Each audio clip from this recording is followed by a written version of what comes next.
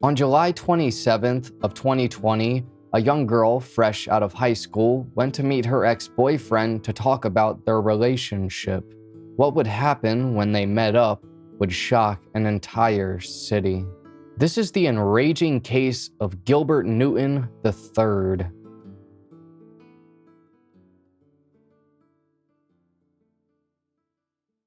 Hello, friend, and welcome to High Time Crime. My name's Joel, and on here I specialize in true crime and also talking to my cat in a high-pitched voice. Hi, Dobby. Hi, little buddy. Are you hungry? What did you say to me, peasant? I've seen unspeakable horrors that you could not even comprehend. But anyways, today we're going over the case of Gilbert Newton III and what he did to his ex-girlfriend. You're going to learn about a sick and twisted guy who was going to get his revenge in the worst way possible.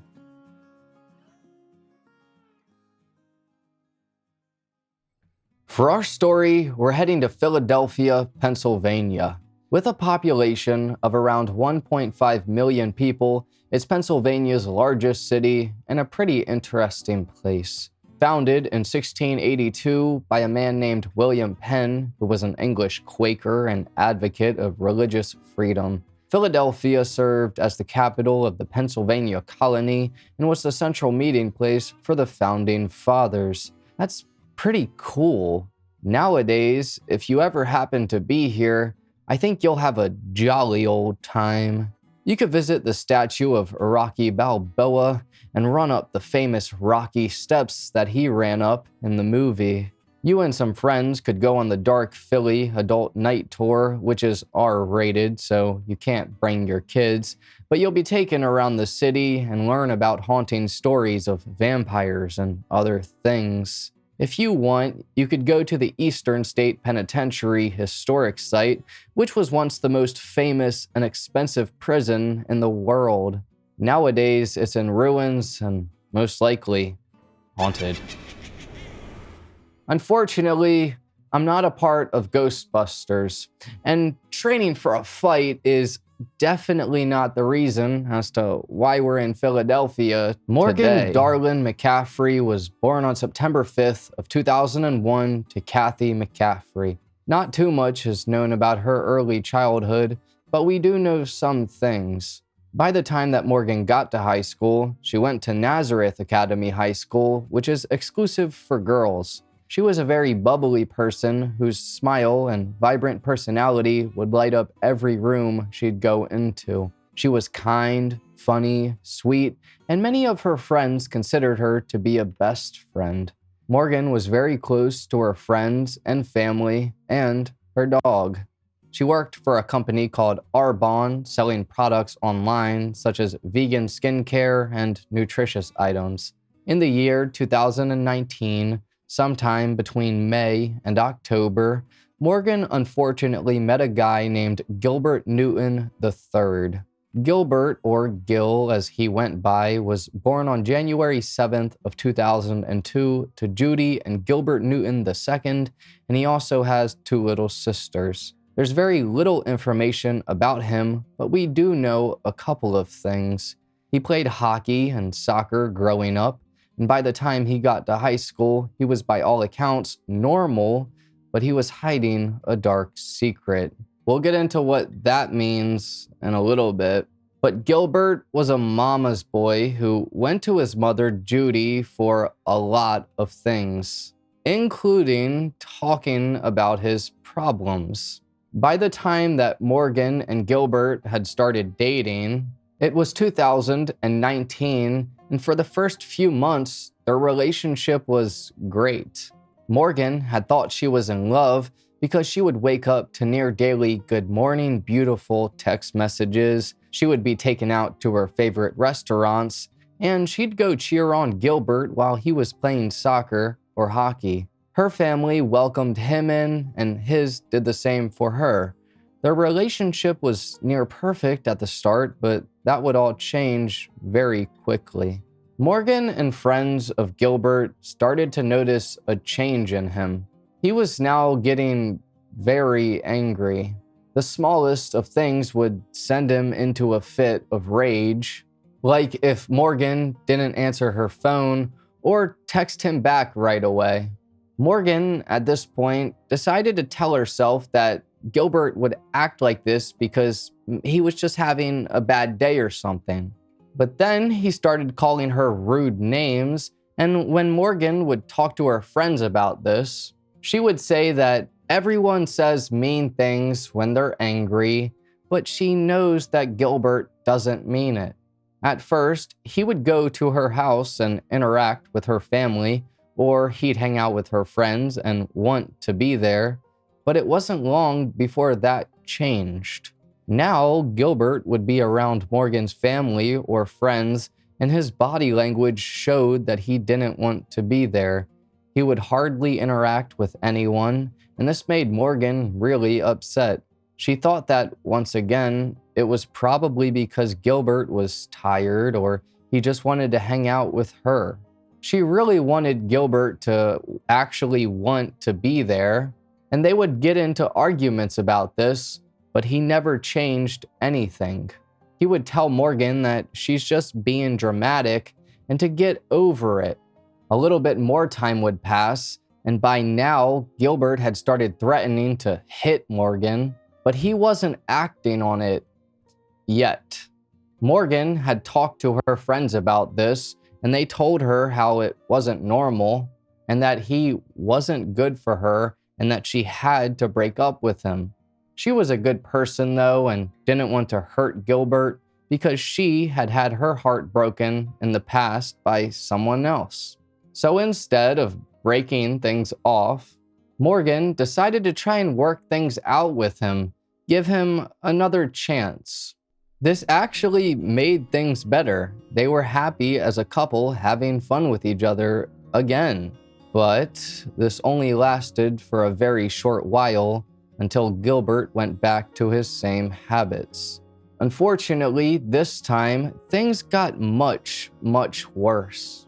Morgan and Gilbert would get into actual fights where he would shove her and punch her and at times bite her. Morgan knew that by now the relationship was only getting more toxic and that she needed to break it off. On July 19th of 2020, she told Gilbert she wanted to end things with him, and by the next day, June 20th, they broke up. Gilbert was having a terrible time with this and started really going off on Morgan, and he said this: "Okay, well, I'm not your pet, so f*** off. I hope you honestly at this point. Like, I just want to stab you in the neck continuously. I might actually, to be honest, have your head on a swivel constantly." I'm not sure if Morgan told anyone about this message or not, but at that point, the police definitely should have been called. Things would continue to spiral downward for Gilbert, and like I said earlier, Gilbert was a mama's boy, and she enabled his behavior.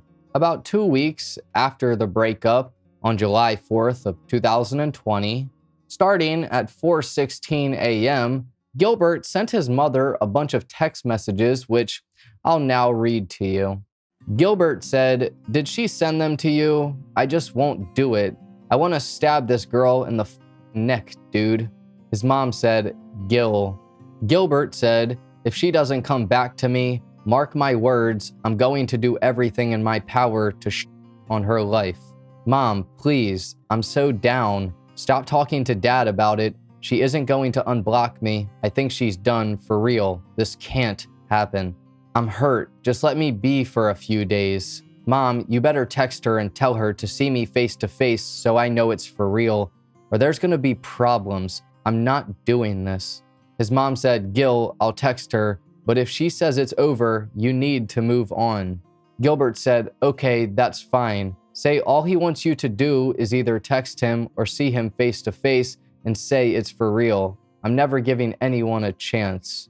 His mother said, "I'll tell her you want to block her and won't fight, but if you start fighting with her and acting like an she will just block you again." Gilbert replied, "Okay, that's fine. I haven't wanted to fight. I just want her back. All I want. If she can't do that, then I'll never talk to her again. That simple. On July 6th of 2020, 2 days later, the text conversation continued. Gilbert said, "Because I want to talk to her, say he will text you when you get home. Just unblock him. She's got an attitude like it's really done. I'm really gonna kill her, dude. I will stab her in the neck 57 times. Gilbert's mother replied, "See, now you're already getting aggressive."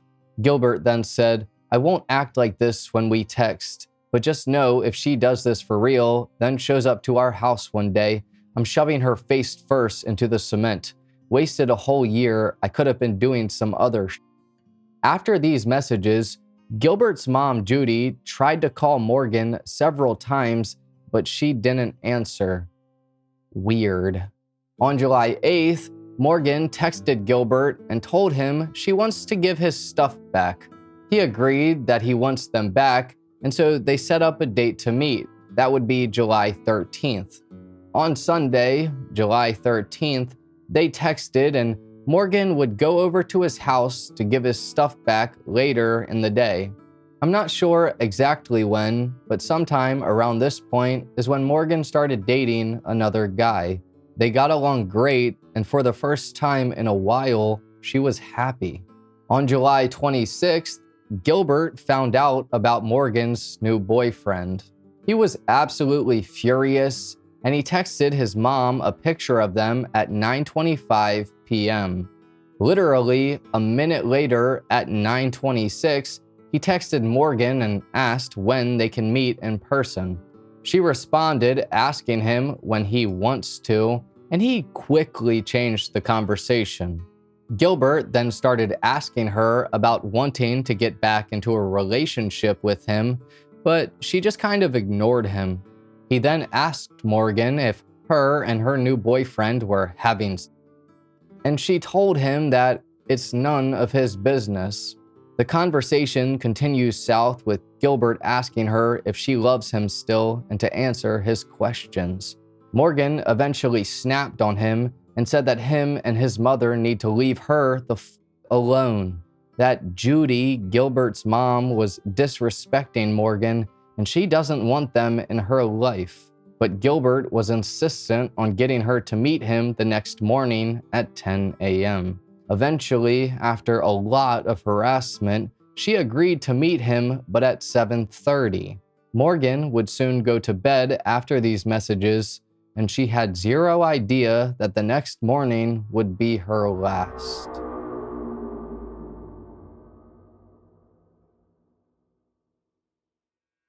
The next day, Gilbert Newton III woke up with murder on his mind.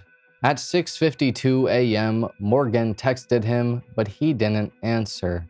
At 7:34 a.m., Gilbert texted her back and said, "I'm sorry I fell asleep. I'll be there soon. I'm coming now, please." What Gilbert was doing during this was probably getting himself psyched up and ready. He went to his family's kitchen and grabbed 2 knives, put them in his sweatshirt, and then left the house. Morgan texted him back and told him he has until 7:45 and then she's leaving. Gilbert said to go to the church parking lot, but Morgan said no and to go to the track. Gilbert, however, was insistent on meeting at the church because it's more private. Morgan then agreed and texted him at 7:36 saying that he has 9 minutes left. At 7:41, she texted him again and said that he has 4 minutes left. Gilbert responded by saying, "Red light, nothing I can do. I'm almost there. Relax. Just please stay. I'm already halfway there, going under the bridge now." Morgan then sent another text telling Gilbert that someone else was at the church, and so he suggested they meet at the train parking lot. Morgan agreed, and by 7:55 a.m., she arrived and Gilbert arrived shortly after her. He got into her car, and they started to talk about what was going on. Morgan had a bag of stuff that belonged to Gilbert that she planned on giving him. and so she exited the driver's seat and opened the back door of the car to grab the bag. At this moment, Gilbert took the knives out of his sweatshirt and placed them by his side. He then asked Morgan if she was sleeping with this new guy and if she was actually dating him. Morgan said she definitely was and that she was trying to start something new with someone else. Gilbert apparently asked her why this was happening and talked about how they were supposed to be together forever and that they were both coming into their relationship. Morgan said that it was hilarious that he thought that was the truth, that they were both virgins originally. According to Gilbert, he said that she said she did the dirty many times before him and will continue even after she's done with him. This is when he started to lose control and called Morgan a whore. Morgan turned around and smacked him and spit on him. After this, Gilbert grabbed the knives and he started stabbing her over and over again. Once he realized that she was dead, he grabbed her phone and tried to call her mom in an attempt to tell her what happened. Gilbert then left and went to a friend's house, and at 8:51 a.m. is when he texted his mother saying, "Mom, I killed Morgan about an hour ago. I constantly had sick thoughts in my head. I couldn't do it anymore. I love you guys so much. I had the biggest heart, no brains. That was the problem. You guys couldn't do anything else." Judy, his mother, couldn't believe what he was saying, and he then texted her back saying that he's sick in the head and that there was no stopping him and that he stabbed Morgan repeatedly. Back at the crime scene, a guy actually witnessed what happened. Juan Vasquez was driving his work truck through the area when he saw Gilbert on top of Morgan. Juan stopped his truck and tried to get out and help Morgan. Meanwhile, Gilbert ran to his Jeep and fled the scene. When Juan got about 10 feet away, he realized what he just witnessed because Morgan was laying there, obviously deceased. A worker was then flagged down by Juan, and together they called 911. This same day, Gilbert Newton was arrested and charged. Within a year and a few months, in September of 2021, he was convicted of first-degree murder and life in prison without the possibility of parole. He attempted to say that he went to meet Morgan with the intentions of taking himself out with the knives and that he never planned to do any of this. What an awful, lying person. I think that's one of the best things that they can do to him. Keep him there in jail and let him rot. A young, sweet, and innocent girl murdered at the hands of her jealous, possessive, and controlling ex-boyfriend. Gilbert couldn't get over the fact that Morgan was ready to move on. His dark and dirty secret was the fact that he thought about this all the time, that he was secretly an evil person behind the scenes. His mother, Judy, really did nothing but enable his behavior that should have had him incarcerated or hospitalized. No normal person says to anyone that they want to murder their ex-girlfriend and stab her 57 times. And to his mom. That's crazy to me. Gilbert also said something similar to Morgan, but I believe she genuinely did not believe he was capable of doing such a thing. It's incredibly sad. Morgan Darlin McCaffery will be remembered for her smile and vibrant personality. She had many good friends and family that miss her dearly, and I really hope that she's resting peacefully. Morgan's Light was started after her death, and it's a fundraiser in honor of her that wants to help educate young adults to recognize between what healthy and toxic relationships are. I think they're a great organization, and it's a good way to keep Morgan's legacy going.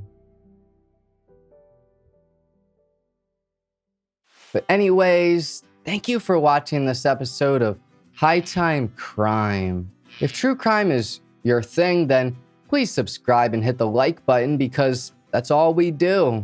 I also have a second account with my brother named Horrifying where we tell stories about everything paranormal. This includes true crime, mysteries, and things that are just downright spooky. I'd greatly appreciate if you subscribed to that too. I hope you have a great rest of your day. Take care, friend.